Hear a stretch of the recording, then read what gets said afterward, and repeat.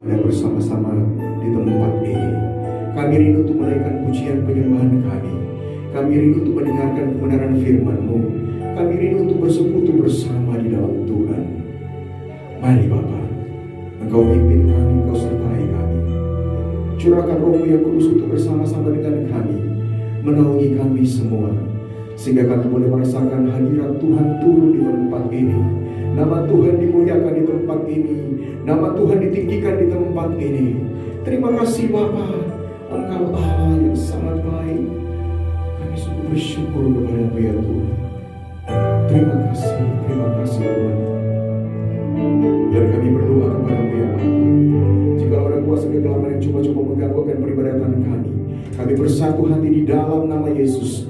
Kiranya Engkau hancurkan semuanya itu ya Bapa.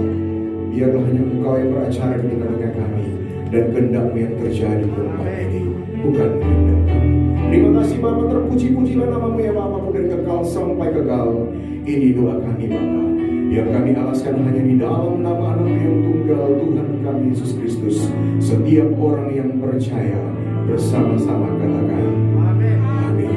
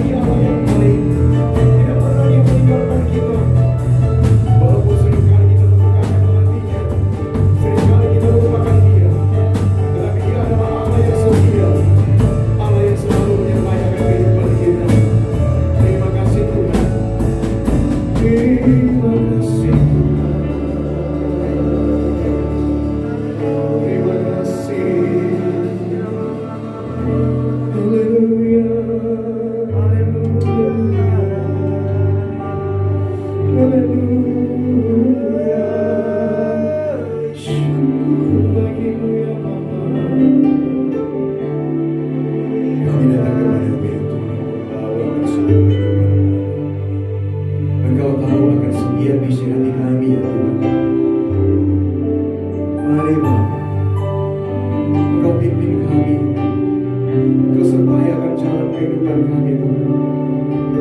Jangan Engkau biarkan kami salah melangkah ya Tuhan.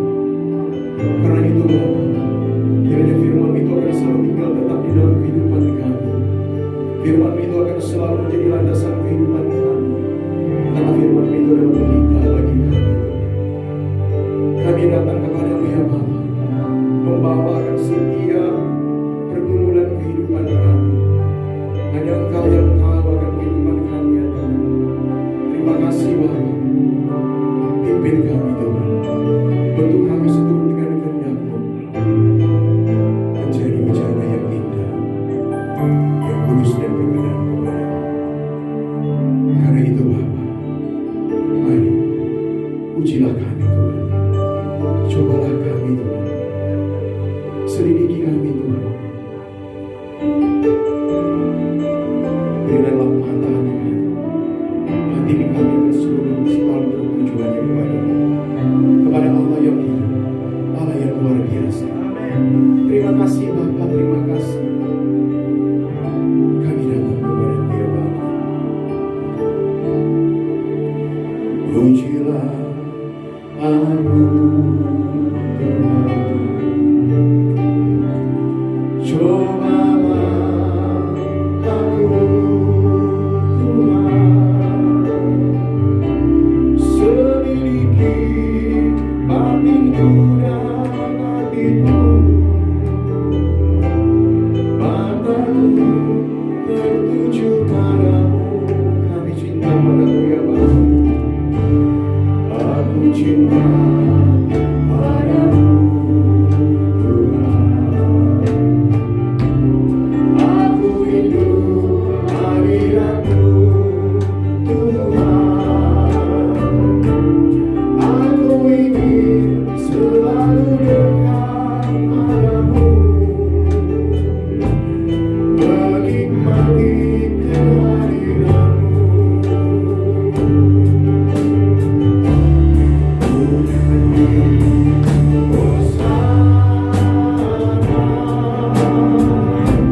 Bagi Rajaku yang duduk di tahta, aku muliakan dan ku agungkan. Kau layak disembahkan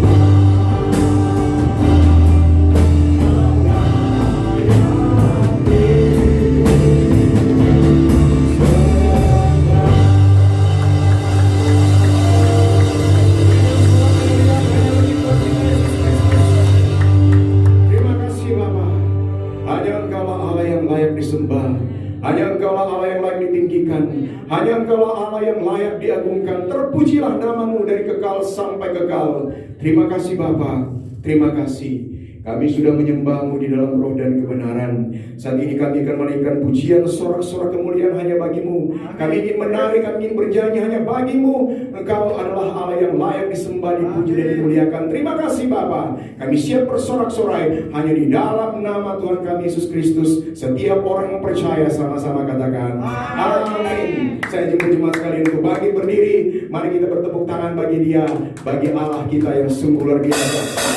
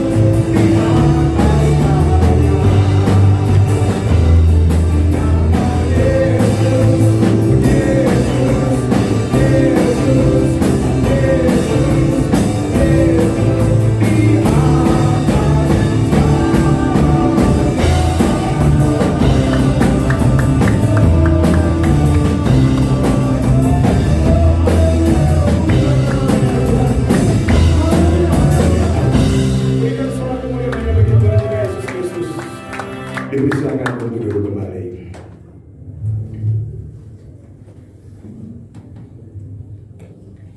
Mari kita siapkan hati kita.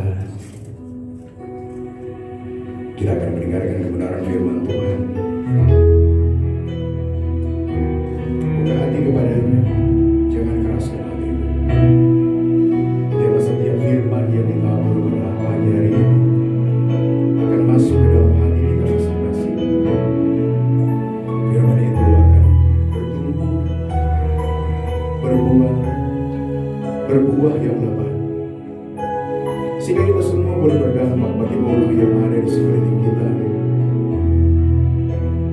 Kita akan menjadi berkat, karena Tuhan telah terlebih dahulu memberkati kita semua. Terima kasih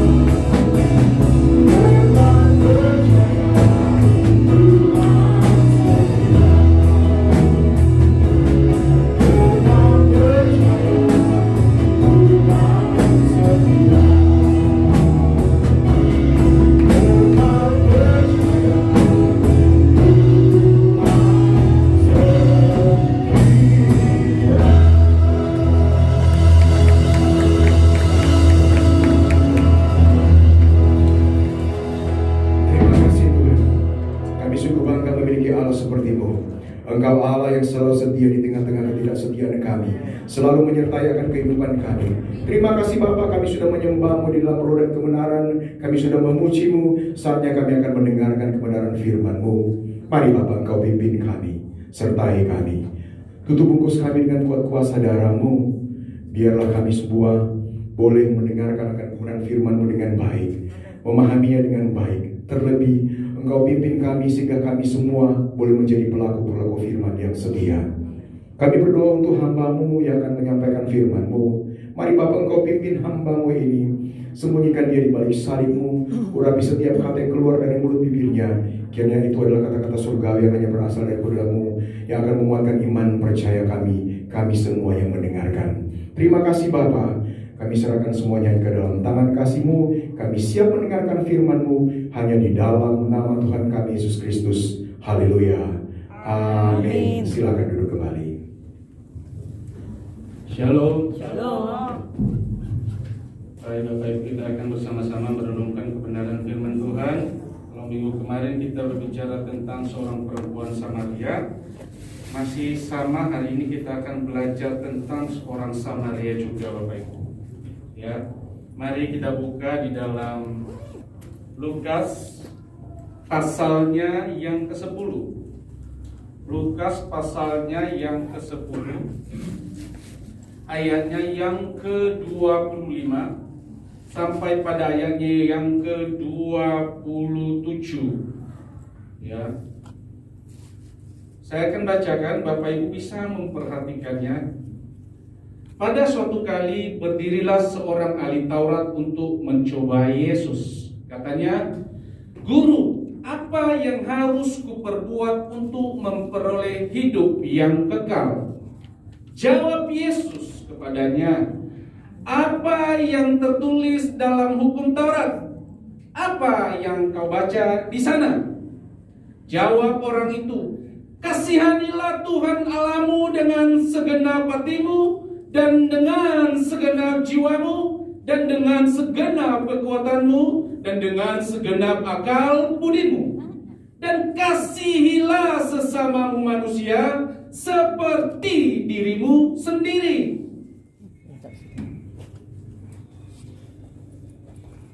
Kata Yesus kepadanya, "Jawabmu itu benar. Perbuatlah demikian, maka engkau akan hidup." Tetapi untuk membenarkan dirinya, orang itu berkata kepada Yesus, "Dan siapakah sesamaku manusia?" Jawab Yesus, "Adalah seorang yang turun dari Yerusalem ke Yeriko. Ia jatuh ke tangan penyamun-penyamun yang bukan saja merampok habis-habisan, tetapi yang juga memukulnya, dan yang sesudah itu pergi meninggalkannya setengah mati. Kebetulan ada seorang imam turun melalui jalan itu. Ia melihat orang itu, tetapi ia melewatinya dari seberang jalan. Demikian juga seorang Lewi datang ke tempat itu. Ketika ia melihat orang itu, ia melewatinya dari seberang jalan. Lalu datang seorang Samaria yang sedang dalam perjalanan ke tempat itu, dan ketika ia melihat orang itu, tergeraklah hatinya oleh belas kasihan. Ia pergi kepadanya lalu membalur luka-lukanya. Sesudah ia menyiraminya dengan minyak dan anggur, kemudian ia menaikkan orang itu ke atas keledai tunggangannya sendiri, lalu membawanya ke tempat penginapan dan merawatnya. Keesokan harinya ia menyerahkan 2 dinar kepada pemilik penginapan itu. Katanya, "Rawatlah dia, dan jika kau belanjakan lebih dari ini, aku akan menggantinya waktu aku kembali." Siapakah di antara ketiga orang ini menurut pendapatmu adalah sesama manusia dari orang yang jatuh ke tangan penyamun itu? Jawab orang itu, "Orang yang telah menunjukkan belas kasihan kepadanya."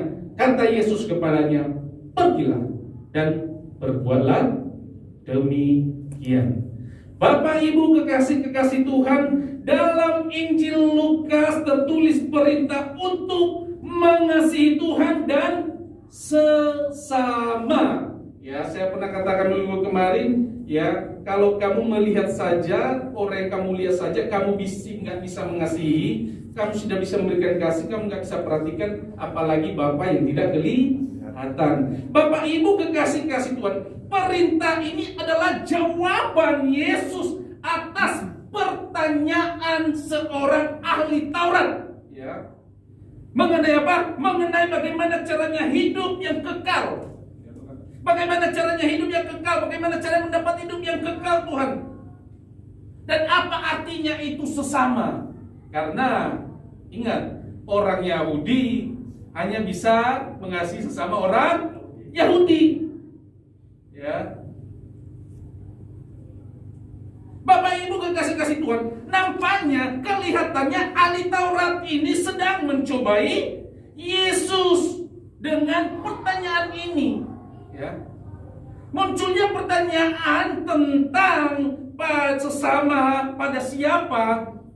Ya. Muncul tentang ini, sesama manusia itu siapa? Ya. Orang Yahudi kan bertanya demikian, siapa sesamaku manusia? Bapak Ibu kekasih-kasih Tuhan, ini karena dilatar belakangi pemahaman di sini sesama manusia itu yang saya katakan tadi, karena orang Yahudi ini hanya bisa mengasihi sesama Yahudi dan sesama seagama dengan dia. Makanya dia berkata kepada Yesus, sesamaku itu siapa? Jadi dia tahu itu sesama Yahudi. Dia nggak bisa mengasihi, dia nggak bisa memperhatikan, dia nggak bisa menolong orang yang tidak sesama Yahudi. Sama saat kita saat ini, aku nggak bisa mengasihi orang yang aku kenal. Tak kenal maka tak sayang. Apalagi nggak kenal. Tapi dalam kekristenan itu kita nggak kenal saja kita pasti akan mengasihi. Kita akan menunjukkan belas kasihan. Apalagi orang yang kita kenal. Orang yang kita kenal saja kita tidak menunjukkan belas kasihan, apalagi dengan Allah yang hidup. Amin. Bapak Ibu kekasih-kasih Tuhan, tentu saja pemahaman seperti ini akan membatasi perilaku kita sendiri. Tentang apa? Tentang mengasihi sesama. Ya. Di luar ikatan atau hubungan tertentu. Lalu di sini kita lihat, siapa sesama manusia? Bapak Ibu, Injil Lukas di atas ini menunjukkan konsep sesama manusia, perilaku mengasihi orang di luar ikatan hubungan. Ya, jadi kita tidak bisa hanya mengasihi anak kita saja, keluarga kita saja, benar. Tuhan ini universal. Tuhan katakan mengasihi ini. Kita tidak di dalam satu koridor yang kecil, atau sesama jemaat kita mengasihi, dan sesama jemaat di luar gereja kita tidak mengasihi. Atau kita ini agama Kristen, ada agama yang di luar kita tidak mengasihi karena beda agama. Itulah konsep-konsep orang Yahudi. Coba Bapak Ibu, kalau Bapak Ibu naik di dalam bus ya, Bapak itu gini, kasih itu pasti beda. Kalau naik di atas bus, tiba-tiba datang pengamen ini lagu gereja, masuk ruang, Bapak Ibu semangat pasti memberi. Benar? Kasih 10.000, 20.000 senang. Coba yang lain. Salatullah. Bapak kasih, Bapak Ibu kasih. Bapak Ibu akan menilai kasih itu. Konsep kasih yang saat itu juga orang Yahudi berlaku sampai sekarang kepada kita. Kita membeda-bedakan hal itu. Tapi Tuhan berkata di sini tidak terbatas kasih itu, makanya dia kasih satu contoh orang Samaria. Ada orang Lewi, ada orang imam yang lewat di sana tapi berjalan melihat begitu saja, tidak mau menolong. Bapak Ibu kekasih Tuhan, jadi di sini dikatakan yang diharapkan di sini semua adalah mengasihi sesama, mengasihi tiada batas. Makanya Tuhan katakan, berapa kali aku akan mengasihi? 70 kali 7 kali itu tidak ada batasnya. Kasih itu tidak ada batasnya. Kalau kita datang berkata perkataan kita, ungkapan kita, tingkah laku kita ketika kita menyembah Tuhan dan kita menangis dalam hadirat Tuhan, Tetapi orang di sekeliling kita saja, di samping kita saja, kita tidak mengasihi. Bagaimana kita menunjukkan kasih kita itu kepada Allah? Kita mengasihi Tuhan, kita menyembah Tuhan, kita berteriak, "Oh Tuhan, tolong." Tapi di sampingmu, kanan kirimu, engkau tidak mengasihi, engkau tidak peduli. Makanya kenapa Tuhan selalu memberikan contoh orang-orang Samaria. Orang-orang Samaria, orang-orang yang dibenci oleh bangsa Yahudi, orang-orang yang benci karena mereka ini adalah keturunan-keturunan kawin campur. Bapak Ibu kekasih Tuhan, pada Injil Lukas ini menonjolkan sikap Yesus yang begitu peduli, benar? Ini menunjukkan bagaimana Yesus peduli terhadap orang lain.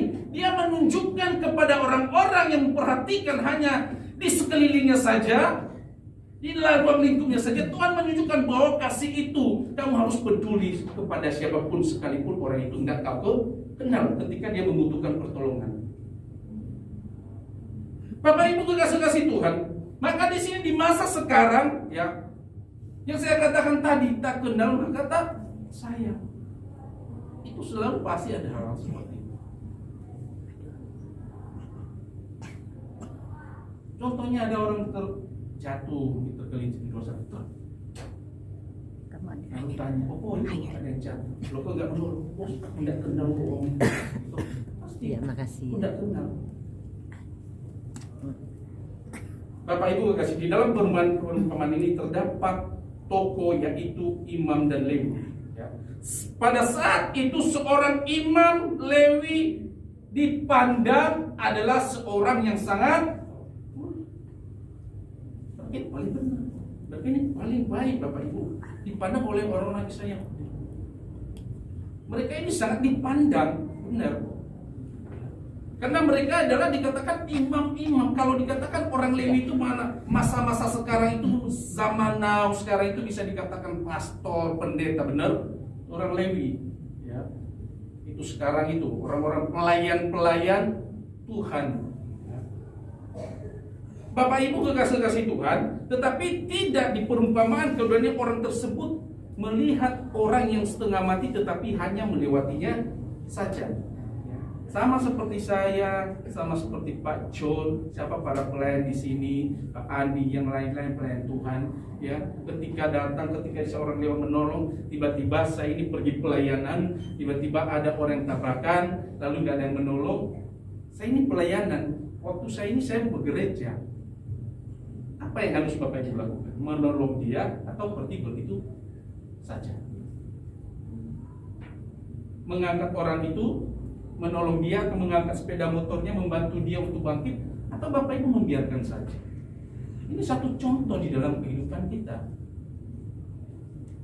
Dan ini adalah orang Lewi. Mereka tidak menolong, tapi mereka cuma melihat begitu saja, lalu pergi. Kekasih Tuhan, berbeda dikatakan dengan orang Samaria. Karena orang Samaria ini adalah musuh bebuyutan orang Israel. Tapi orang Samaria ini tergerak hatinya untuk menolong orang tersebut. Bahkan dikatakan dia bukan hanya menolong. Orang Samaria ini juga membawanya ke penginapan dan memberikan uang kepada pemilik penginapan itu untuk merawat orang ini. Jadi di sini kita bisa melihat Bapak Ibu kekasih Tuhan, kasih sebagai sesuatu ekspresi yang harus kita lakukan di dalam kehidupan kita. Kasih itu adalah ekspresi, bukan impresi. Kasih itu bukan hanya kata-kata, tapi harus ada tindakan. Ekspresi adalah sesuatu yang muncul di dalam diri kita, ya. Dan hal itu keluar menjadi satu tindakan untuk bisa menolong orang lain. Jadi kita memiliki belas kasihan dan akan memberkati orang lain. Sedangkan kalau kita lihat impresi hanya sekedar tindakan saja Bapak Ibu. Itu hanya satu tindakan saja supaya terlihat baik, supaya orang melihat dia baik, supaya orang bisa melihat dia berbelas kasihan, dan dilakukan untuk dirinya sendiri, untuk kepentingan dirinya sendiri, supaya orang bilang dia itu luar biasa, baik banget, punya kasih. Jadi kekasih-kasih Tuhan, kasih ini adalah sesuatu yang harus kita apresiasi. Ya, sebuah bentuk penghargaan kepada orang lain, sebuah kasih yang berbuat lebih daripada yang seharusnya, seperti orang Samaria. Dia bukan hanya menolong tetapi membalut luka. Ketika orang itu jatuh, dia tidak hanya menolong saja, tapi pada awalnya dia memberikan pertolongan pertama, yaitu membalut luka orang tersebut, memberikan minyak supaya anggur, supaya apa? Supaya enggak kena infeksi. Ada pertolongan pertama yang dia lakukan. Karena ada hati yang tergerak untuk berbelas kasihan kepada orang tersebut. Ini orang Samaria loh. Ini orang dari pandang loh. Orang-orang Yahudi, orang Indonesia. Di mata mereka ini orang-orang berdosa, orang-orang yang sudah campur kepada orang lain. Makanya kadang-kadang di luar sana banyak orang-orang yang percaya Tuhan, kebanyakan malah bisa menolong sesamanya daripada orang yang percaya Tuhan. Ketika sesamanya ada masalah, dia nggak bisa menolong. Malah kebanyakan nanti jadi satu, waduh, itu loh tetangga aku bukan Kristen, menolong aku. Tapi Kristen yang di sampingnya yang mengatakan kasih setiap hari, kasih itu lemah, kasih itu murah hati, kasih ini, kasih itu. Tidak ada satu tindakan apapun.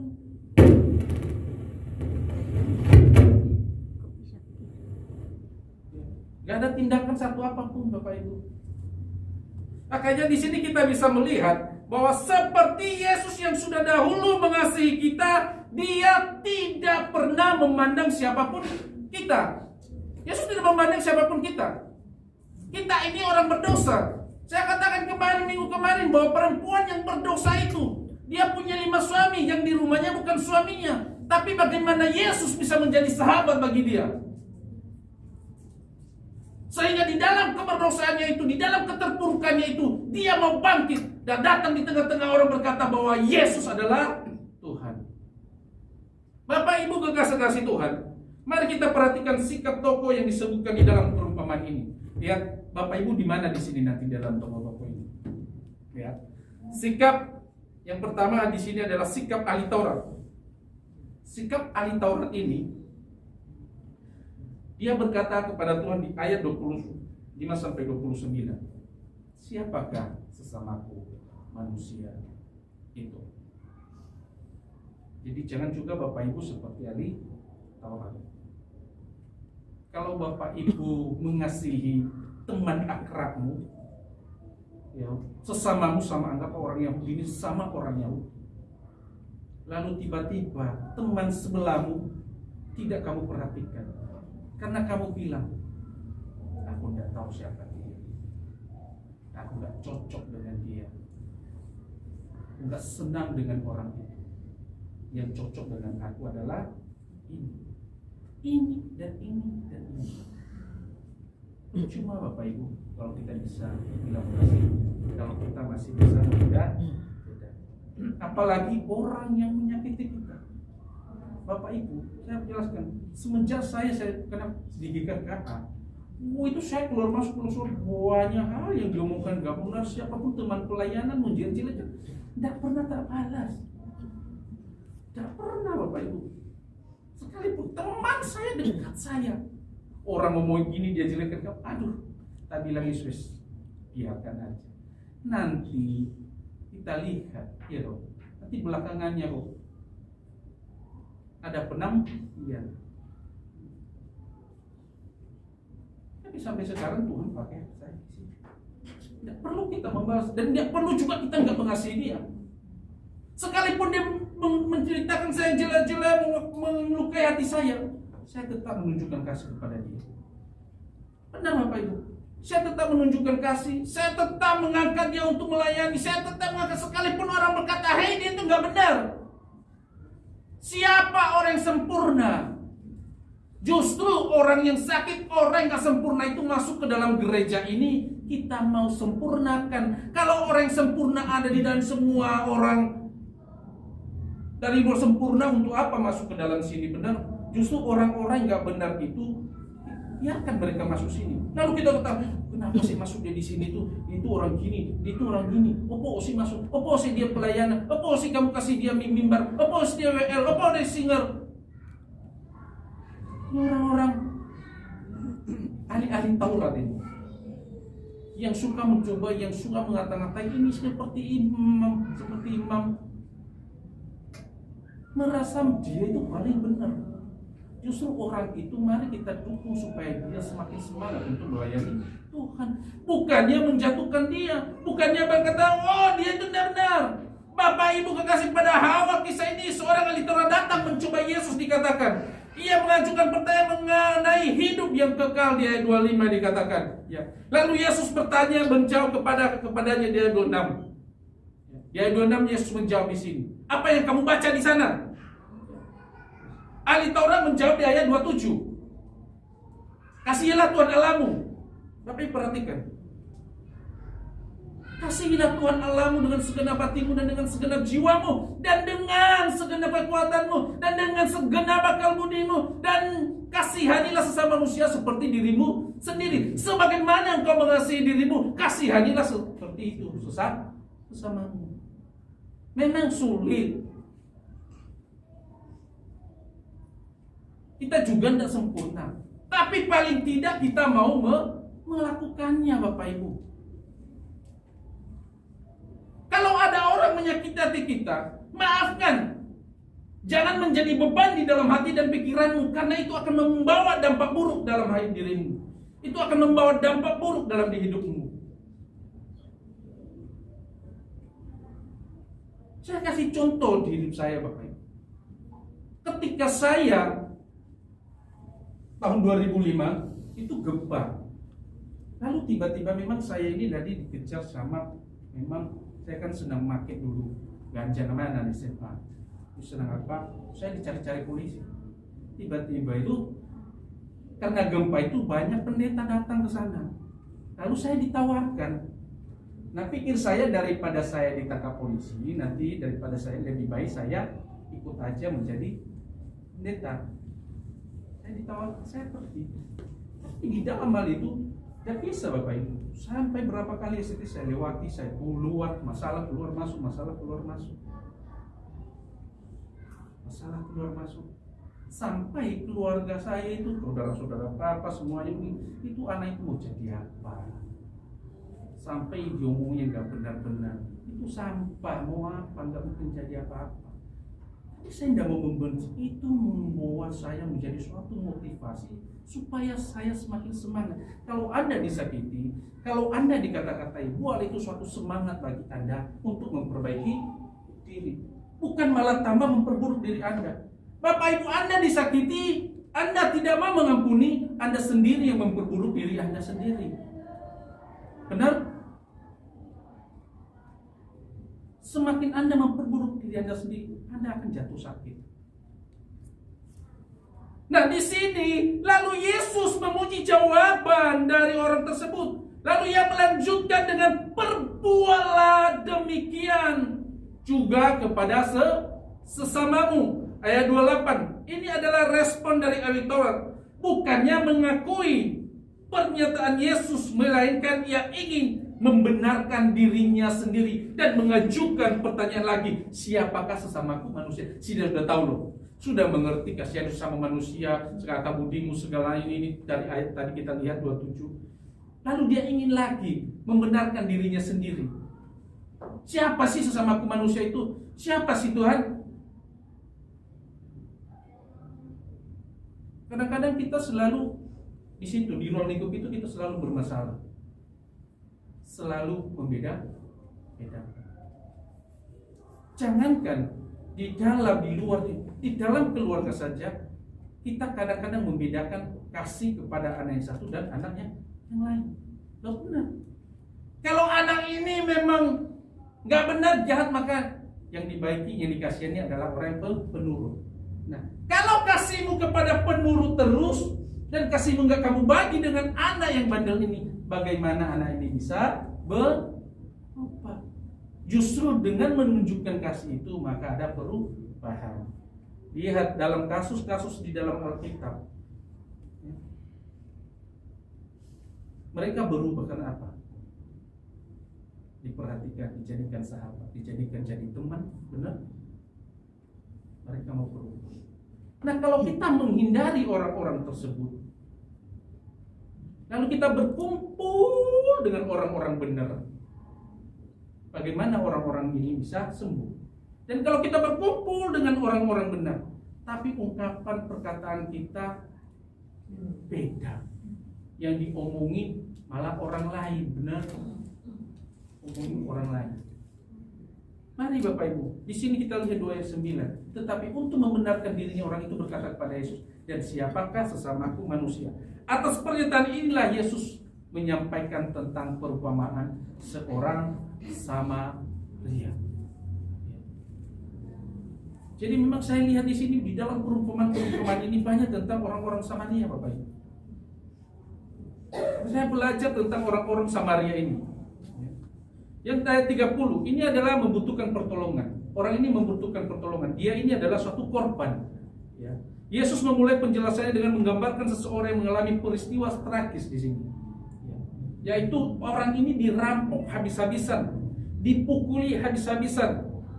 Setelah itu ditinggal hingga mau mati, setengah mati, hampir mati, ditinggalkan oleh para penyamun ini. Dan jelas orang ini sangat membutuhkan pertolongan. Tuhan memberikan contoh itu kepada ahli Taurat ini. Di ayat 30, sikap para penyamun ini, mereka merampok, mereka mengolok, mereka melukai, mereka memukuli. Itulah sikap dari penyamun-penyamun ini. Ayat 31, datanglah seorang imam. Imam ini mengabaikan. Imam ini mengabaikan. Karena imam ini adalah suatu jabatan umat Israel yang penting sangat peranannya, ya, dikatakan. Jadi tugasnya adalah mempersembahkan korban, mengadakan doa syafaat, memberikan doa berkat segala macam. Ini adalah imam, ya. Imam ini tidak, lalu kita lihat, imam ini tidak mau mengambil risiko menolong orang ini. Kenapa? Karena di sini dikatakan orang ini dia harus kembali lagi mengubah dirinya. Karena di dalam Ulangan 9 ayat 11 itu dikatakan ketika dia menyentuh orang yang sakit, orang mati, itu akan najis, dan najis selama 7 hari. Dia harus membersihkan dirinya. Nah, karena dia ini dalam pelayanannya, ketika mau melayani dia tidak mau najis. Dia tidak mau menolong. Nah, inilah sesuatu di dalam keagamaan itu dibalut dengan hal-hal seperti itu. Kenapa kamu tidak menolong dia? Karena begini. Kenapa kamu tidak menolong? Karena begini. Di dalam kasus ini, Bapak, tidak dapat diragukan lagi. Imam ini mengingat akan ketentuan bahwa barang siapa menyentuh orang mati, atau maka ia akan menjadi najis selama 7 hari. Nah, Bapak Ibu, sehingga ia menempatkan kewajiban ini sebagai seremonialnya.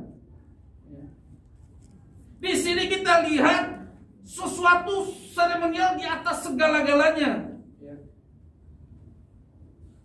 Dia tidak mau melayani orang mati tersebut. Banyak juga di gereja di sini. Jangankan seperti ini. Satu gereja pasti akan berkata dia akan tidak melayani menguburkan orang mati kalau bukan dia kenal, kalau tidak bukan orang jemaat dia. Apa bedanya dengan kita di sini? Ada kamu datang ke suatu gereja dan berkata, tolong bantu saya dalam ini. Saya perlu didoakan. Dia tidak mau. Kamu punya kartu anggota enggak? Kan nanti nggak bertanya ketika kamu di atas, kamu punya anggota enggak? Anggota gereja mana kamu? Dan ini terulang di dalam setiap kehidupan kita sehari-hari, Bapak Ibu. terjadi di mana-mana.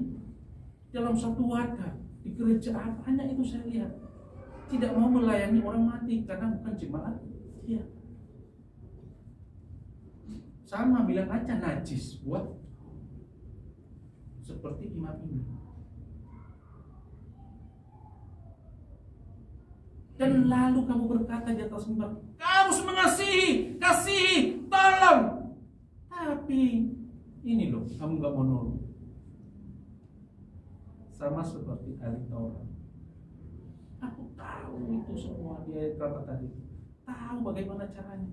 Tapi pada prakteknya mereka tidak bisa mampu melakukannya. Apa bedanya?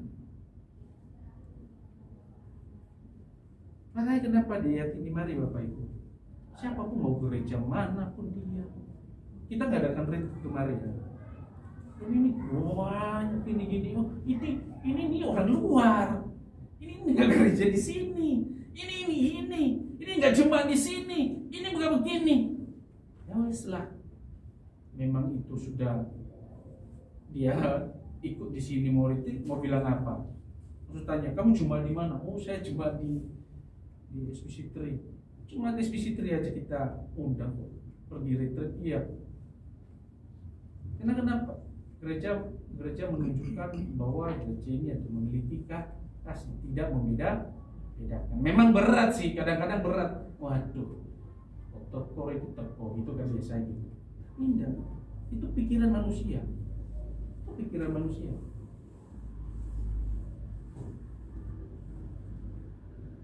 Bapak Ibu kekasih Tuhan, mari kita jangan membeda-bedakan.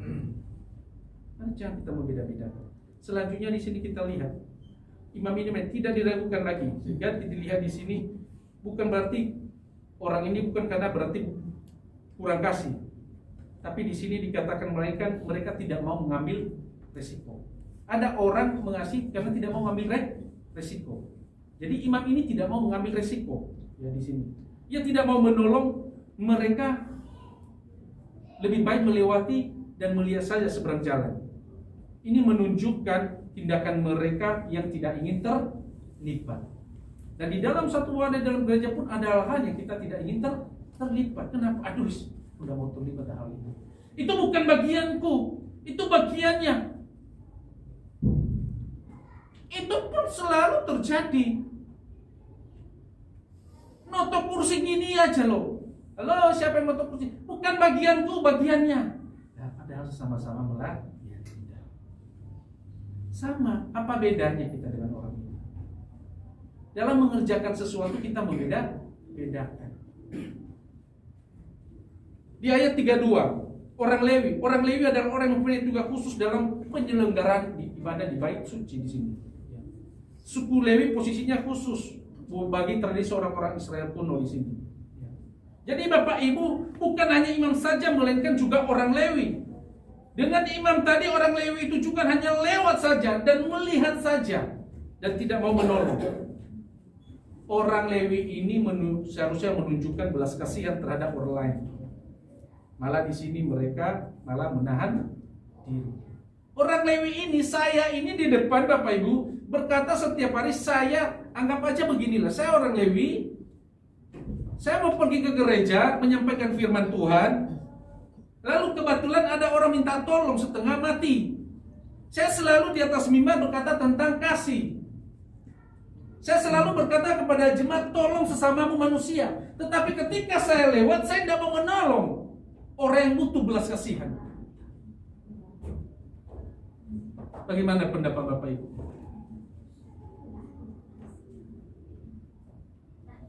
Tuhan berkata di sini, orang yang tahu kasih aja setiap hari ngomong kasih, belum tentu bisa melakukan kasih. Benar? Belum tentu bisa melakukan kasih. Yang omongannya setiap hari tentang kasih belum tentu bisa melakukan kasih. Jadi Bapak Ibu di sini dikatakan bahwa orang Lewi ini harus menunjukkan belas kasihan. Malah di sini orang Lewi adalah tidak memperdulikan dan tidak mau menolong orang ini. Mereka tidak mau pusing dengan urusan orang lain. Kenapa dia lewat? Ini bukan urusan saya. Urusan saya ada di sana, jemaat saya. Ini bukan jemaatku. Ini siapa? Gak perlu tak kasih belas kasihan. Kita seperti itu. Dia tidak mau peduli, tidak peduli kepada orang lain karena dia tidak tahu. Saya hanya lewati saja, saya pergi ke KK tepat sama seperti ini. Tapi saya lihat itu pas cuma orang lain kalau ngerti. Pokoknya aku nanti ngomong tentang kasih. Begitu juga membiarkan begitu saja. Makanya di sini kita lihat Bapak Ibu bahwa orang Lewi ini selalu berkata tentang kasih, tapi tidak pernah melakukan kasih. Ayat 35-36 seorang Samaria. Orang Samaria, orang yang tidak benar, orang yang tidak peduli, orang yang dikatakan contoh, orang yang berdosa, orang yang tidak berguna dipandang ini orang-orang Yahudi, tapi dikatakan di sini orang asing pun orang Samaria ini mau peduli. Inilah contoh bagi kita.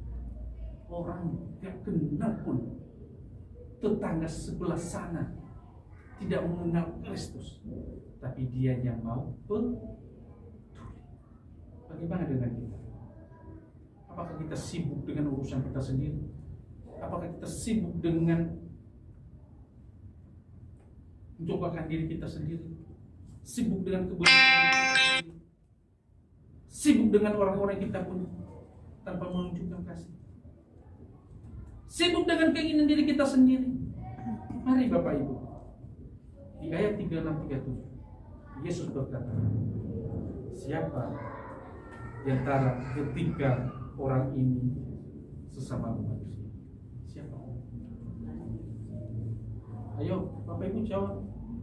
Dari Taurat, imam, saya sebagai orang Lewi di sini, teman samamu, atau memang orang-orang perampok di sana, orang-orang yang suka melakukan kejahatan? Temanmu siapa? Tuhan katakan, orang Yahudi ini tidak mengatakan namanya. Dia tidak menyebut namanya. Tapi dikatakan mereka yang melakukan kasih. Jadi mereka yang melakukan kasih itu, sekalipun dia orang berdosa, itu adalah sesama. Karena Alkitab katakan di antara semuanya yang terutama adalah kasih. Jadi kalau orang yang gak benar pun mampu menolong dan menunjukkan kasih, jangan katakan sama seperti orang Yahudi. Mereka tidak kenal orang Samaria. Tapi Tuhan katakan itu juga lah yang terpenting dialah sesama. Jadi siapapun itu, mari mereka adalah sesama. Jangan pernah kita mengira karena Tuhan memang sudah berkata di dalam yang terutama adalah kasih. Demikian firman.